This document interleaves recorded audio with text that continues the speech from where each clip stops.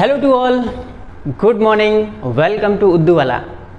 हम लेकर आ गए हैं केमिस्ट्री का 10th क्लास का चैप्टर नंबर 1 जिसका नाम है केमिकल रिएक्शंस एंड इक्वेशंस। आज से हम पहला चैप्टर स्टार्ट कर रहे हैं, फर्स्ट चैप्टर स्टार्ट कर रहे हैं और इसमें देखते हैं क्या क्या हमारे लिए मिलने वाला है। ठीक है, फिर स्टार्ट करते हैं बिना किसी देरी के। ओके,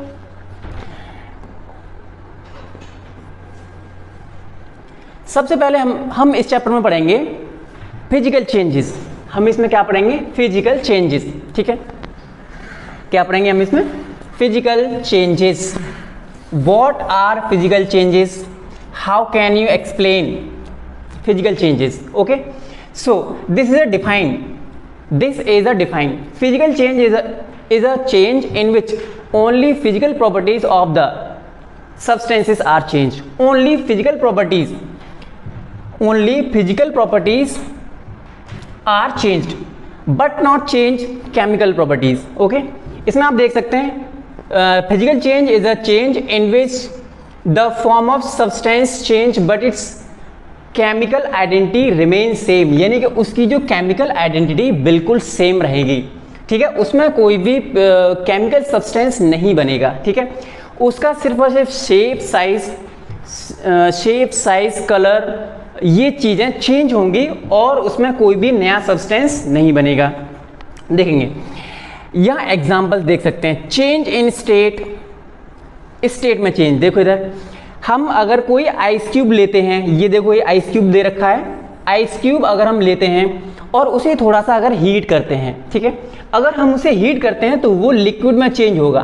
किस में चेंज होगा? लिक्विड। देखो ये लिक्विड है, लिक्विड में चेंज होगा। ठीक है, तो उस जो हमारा वाटर है, वाटर का फॉर्मूला होता है H2O। क्या होता है? फॉर्मूला होता है H2O। ठीक है, in the form of ice. जो आइस है उसका केमिकल फॉर्मूला होता है H2O। ओके, जब ये चेंज हुआ तो ये वाटर में चेंज हुआ और वाटर का फॉर्मूला क्या होगा? वाटर का फॉर्मूला होगा जी H2O। तो इसके केमिकल कॉम्पोजिशन में कोई भी चेंज नहीं आया, हम ये कह सकते हैं। तो ये जो है, ये जो चेंज होगा ये होगा फिजिकल चेंज। इसको हम क्या बोल रहे हैं? Melting ice. Okay, melting of ice. ठीक है, ओके। नेक्स्ट एग्जांपल है चेंज शेप और साइज। यानी कि जो फिजिकल चेंजेस होते हैं उनमें सिर्फ और सिर्फ सब्सटेंस के शेप साइज या कलर चेंज होते हैं। ठीक है, देखो यहाँ पर क्या है, ये रबर बैंड इन्होंने ले रखी है। Stretching rubber band its length change only. जब हम रबर बैंड लेते हैं तो अगर हम उसे स्ट्रेच करें तो उसके शेप में साइज में चेंज आता है। ठीक है, उसमें क्या आता है? शेप और साइज में चेंज आता है, उसमें कोई भी केमिकल सब्सटेंस नहीं बनता है। ठीक है, तो ये भी आपका क्या होगा? फिजिकल चेंज होगा। ठीक है, नेक्स्ट देखें, तो जब हम ग्लास लेते हैं और ग्लास में शुगर ऐड करते हैं, क्या ऐड करते हैं जी? इसमें शुगर। और जैसे ही शुगर ऐड करेंगे तो शुगर उसमें डिसॉल्व हो जाएगी। तो डिसॉल्विंग ऑफ शुगर भी फिजिकल चेंज होगा। ठीक है ना, डिसॉल्विंग ऑफ शुगर भी फिजिकल चेंज होगा। नेक्स्ट देख लेते हैं cutting of paper. Cutting of paper. अच्छा ये बताओ, पेपर कट करने से पहले क्या था? पेपर। और पेपर को कट करने के बाद क्या होगा? पेपर। बस वो कटा हुआ पेपर होगा ना। तो इसमें कोई भी सिर्फ आप ये देख सकते हो कि उसमें शेप चेंज हुआ है, उसमें कोई भी नया सब्सटेंस नहीं बना है। इसलिए ये चेंज भी आपका क्या होगा? फिजिकल चेंज होगा। फिजिकल चेंज में आप बस ये देखें कि कोई नया सब्सटेंस नहीं बना होना चाहिए। अगर नया सब्सटेंस बना है तो समझ जाओगे फिजिकल चेंज कभी नहीं होगा। ठीक है, चलो नेक्स्ट चलते हैं। नेक्स्ट जब हम देखेंगे तो हम चलते हैं characteristics of physical change. Okay, तो कैरेक्टरिस्टिक्स ऑफ फिजिकल चेंज में हम देखेंगे पहला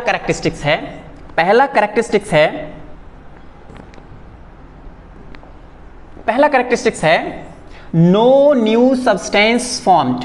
no new substance form. Physical change में कभी भी नया सब्सटेंस नहीं बनेगा। ठीक है, जो कि मैं आपको पहले ही बता चुका हूं। ठीक है, अच्छा, these changes are reversible change. यानी कि अगर कोई सब्सटेंस एक स्टेट से दूसरी स्टेट में चेंज हुआ भी है तो उसको फिर से रिवर्स करके उसी पहली वाली स्टेट में वापस लाया जा सकता है। तो ये रिवर्सिबल चेंजेस होते हैं। ठीक है, नेक्स्ट है, सॉरी ये सेकंड था। Third point is no chemical composition change. जो उसमें जो केमिकल कॉम्पोजिशन होगा वो बिल्कुल सेम होगा, चेंज होने से पहले और चेंज होने के बाद उसके केमिकल कॉम्पोजिशन में कोई भी चेंज नहीं होगा। जैसे मान लेते हैं इधर कि ये जो बीकर है, बीकर में वाटर है, वाटर का फॉर्मूला क्या है H2O, ठीक है ना। अच्छा ये चेंज हुआ, जिसको हमने गर्म किया, गर्म करने पर ये वेपर में चेंज हो गया, तो वेपर का फॉर्मूला क्या होगा H2O। अगर मान लो इसे हमने कूल किया तो आइस बन गई, आइस का फॉर्मूला क्या होगा H2O। तो आपने देखा कि इसका केमिकल कॉम्पोजिशन बिल्कुल सेम है लेकिन इसकी स्टेट चेंज हो गई है, तो ये चेंजेस आपका होगा फिजिकल चेंज, ठीक है। अच्छा next, fourth, no permanent change, यानी कि ये जो चेंजेस होते हैं परमानेंट चेंज बिल्कुल भी नहीं होते, इनको रिवर्स किया जा सकता है, ठीक है। Next, physical change in physical change only physical states are change, okay. Physical state ही उसमें चेंज होंगी और कोई भी चीज़ उसमें चेंज नहीं होगी, मतलब फिजिकल स्टेट्स है या कलर है, ये चीज़ें ही चेंज होंगी, ठीक है ना। यहाँ पर आप देख सकते हो, ये मैंने आपको बताया स्ट्रेचिंग ऑफ रबर, देखो अगर मैंने रबर को पकड़ा, रबर को पकड़ने के बाद उससे स्ट्रेच किया तो उसकी शेप साइज में चेंज हुआ लेकिन उसमें कोई नया सब्सटेंस नहीं बना, इसलिए ये आपका होगा फिजिकल चेंज। क्या होगा ये फिजिकल चेंज होगा, ठीक है। बात क्लियर हो गई है। अच्छा इसमें देख लेंगे, आयरन है, मान लो आयरन रॉड है, आयरन रॉड को हमने क्या किया, मेल्ट किया, गर्म किया, गर्म करके मेल्ट हो गया वो, और जब मेल्ट होगा तो वो पहले सॉलिड स्टेट में था लेकिन अब लिक्विड स्टेट में है मेल्ट होने के बाद में, और सॉलिड स्टेट में उसका फॉर्मूला क्या था Fe और मेल्ट होने के बाद Fe, तो दोनों ही स्टेट में इसका फॉर्मूला Fe होगा। तो इसके केमिकल कॉम्पोजिशन में कोई भी चेंज नहीं हुआ, बस इसके फिजिकल स्टेट में चेंज हो गया है। बात क्लियर है, ये हमने आपको पहले बता दिया, ये आप देख सकते हैं इसमें, ठीक है। तो मुझे लगता है फिजिकल चेंज आपको समझ में आ गया होगा। अगर फिर भी फिजिकल चेंज समझ में नहीं आया है तो आपके लिए कमेंट बॉक्स खुला हुआ है, आप तुरंत ही उसमें कमेंट करेंगे, मैं उसका रिप्लाई दूंगा, ठीक है। चलो नेक्स्ट चलते हैं हम, नेक्स्ट चलते हैं हम chemical changes. What are chemical changes? How can I explain it? Okay, so chemical changes are the changes in which always new substance is formed, and these are usually permanent change. These are usually permanent change. And they involve chemical reactions, ठीक है। हम ये कह रहे हैं कि जो भी चेंज हुआ है उसमें अगर नया सब्सटेंस बन रहा है, अगर वो परमानेंट चेंज है और वो केमिकल रिएक्शंस के थ्रू हुआ है तो समझ जाओ कि वो केमिकल चेंज होगा, ठीक है ना, वो केमिकल चेंज होगा। यानी कि आप ये कह सकते हैं कि अगर कोई सब्सटेंस एक सब्सटेंस से दूसरे सब्सटेंस में या एक स्टेट से दूसरी स्टेट में चेंज हुआ है और वो नया सब्सटेंस बना है और वो रिवर्स नहीं हो सकता, परमानेंट चेंज है, तो समझो कि वो केमिकल चेंज होगा, ठीक है। जैसे एग्जांपल देखो, ये क्या हमारा मैग्नीशियम रिबन है, ये क्या हमारा मैग्नीशियम रिबन है, इसको हमने ऑक्सीजन की प्रेजेंस में इसे बर्न किया। किसकी प्रेजेंस में जी, ऑक्सीजन की प्रेजेंस में हमने बर्न किया। बर्न करने के बाद बन जाएगा ये MgO यानी कि मैग्नीशियम ऑक्साइड। तो देखो इधर ये जो मैग्नीशियम है इसको हमने ऑक्सीजन की प्रेजेंस में जो बर्न किया है और बर्न करने के बाद MgO बना है, तो अब हम इसे रिवर्स करके Mg में चेंज नहीं कर सकते, यानी कि मैग्नीशियम में चेंज नहीं कर सकते। केमिकल रिएक्शन यहाँ देख सकते हो, केमिकल इक्वेशन को, मैग्नीशियम है उसे ऑक्सीजन की प्रेजेंस में बर्न किया तो MgO बना यानी मैग्नीशियम ऑक्साइड बना, मैग्नीशियम से ऑक्सीजन की प्रेजेंस में मैग्नीशियम ऑक्साइड बना, ठीक है। अच्छा इसमें आप देख सकते हैं कुछ इसके की पॉइंट्स हैं, देखो इधर कैसे, जो केमिकल चेंजेस होंगे उसमें हमेशा नया सब्सटेंस बनेगा। क्या बनेगा उसमें, हमेशा नया सब्सटेंस बनेगा। ये जो केमिकल चेंजेस होंगे वो हमेशा परमानेंट चेंज होंगे, हमेशा परमानेंट चेंज होंगे। इसमें एनर्जी, जो एनर्जी चेंज रहेगा वो हमेशा इन्वॉल्व रहेगा, यानी कि एनर्जी में चेंजेस आएगा, ठीक है ना। फिजिकल चेंज में एनर्जी का चेंजेस नहीं आ रहा था, ठीक है। तो इसमें क्या होगा, एनर्जी चेंज रहेगा। तो आपको ये की पॉइंट्स आपको याद रखने हैं कि ये इसमें हमेशा केमिकल चेंजेस में हमेशा नया सब्सटेंस बनेगा, परमानेंट चेंज होगा और एनर्जी इन्वॉल्व रहेगा, और इसका जो सब्सटेंस का केमिकल कॉम्पोजिशन भी चेंज हो जाएगा, ठीक है। चलते हैं नेक्स्ट स्लाइड पर। Next slide,